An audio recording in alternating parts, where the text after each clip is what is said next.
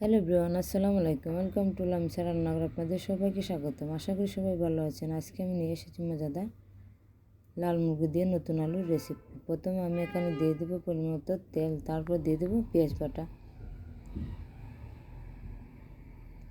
তারপর দিয়ে আমি নেড়ে চেড়ে দিয়ে দেবো আদা বাটা, রসুন বাটা,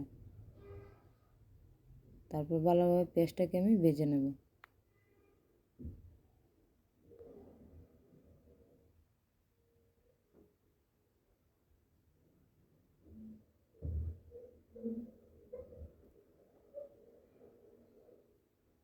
এর পর্যায়ে পেঁয়াজটা ভাজা হয়ে গেলে আমি দিয়ে দেবো দারচিনি, এলাচ, তেজপাতা।